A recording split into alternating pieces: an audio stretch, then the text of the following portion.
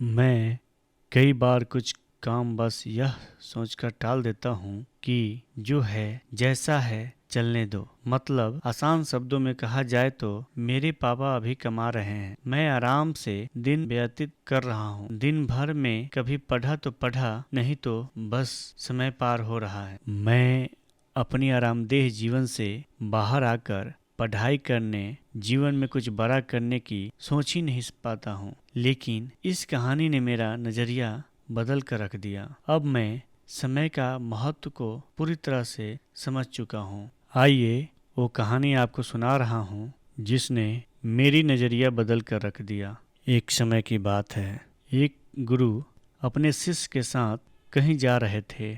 चलते चलते उन्हें प्यास लगी तो वे दोनों एक खेत के पास जाकर रुक गए। खेत की हालत देखकर लगता था कि खेत का मालिक खेत पर जरा भी ध्यान नहीं देता है। उन्होंने देखा खेत में एक घर भी है। दोनों जाकर दरवाजा खटखटाते हैं। घर में से एक आदमी, उसकी पत्नी और दो बच्चे बाहर आते हैं। सभी ने फटे पुराने कपड़े पहने हुए होते हैं। गुरु कहते हैं, क्या हमें पानी मिल सकती है? काफी प्यास लगी हुई है। वो व्यक्ति उन्हें पानी लाकर देता है। फिर गुरु कहते हैं, आपका खेत इतना अच्छा है, लेकिन इसमें कोई भी फसल क्यों नहीं बोई गई है? व्यक्ति कहता है, हमारे पास एक भैंस है जो काफी दूध देती है, जिसे बेचकर और पीकर हमारा गुजारा हो जाता है, इसलिए बेवजह खेती क्यों करूं? गुरु कहते हैं, क्या हम आज की रात यहाँ रुक सकते हैं?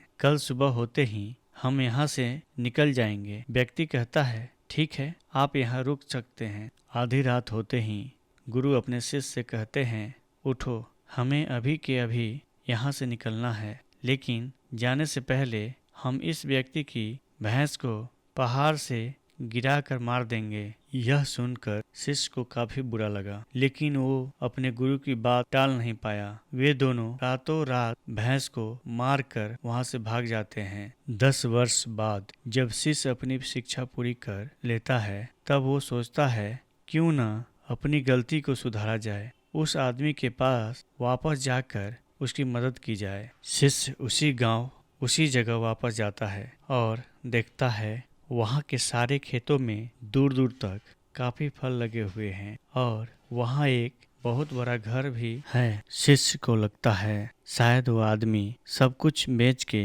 यहाँ से जा चुका होगा। शिष्य वहाँ से वापस जाने लगता है। तभी वहाँ घर के आगे एक कार आकर रुकती है। कार में से वही व्यक्ति बाहर आता है जिससे शिष्य 10 साल पहले मिला था। शिष्य उसके पास जाकर कहता है, आपने मुझे पहचाना? मैं 10 साल पहले आपसे मिला था। व्यक्ति कहता है, हाँ, उस दिन को मैं कैसे भूल सकता हूँ। शिष्य कहता है, आप तो बहुत गरीब थे, आखिर आप इतने अमीर कैसे बने? व्यक्ति कहता है, क्या बताऊं, आपके जाने के बाद मेरी भैंस की मौत हो गई। मैं कुछ दिन काफी दुखी रहा, परेशान रहने लगा, लेकिन जीवन जीने के लिए कुछ तो करना ही था। मैं लकड़ियाँ काट कर बेचने लगा, जिससे कुछ पैसे आए तो मैंने खेत की बुआई कर दी। फिर उससे और पैसे आए तो मैंने सारी जगह खरीद ली और फलों की बुआई कर दी और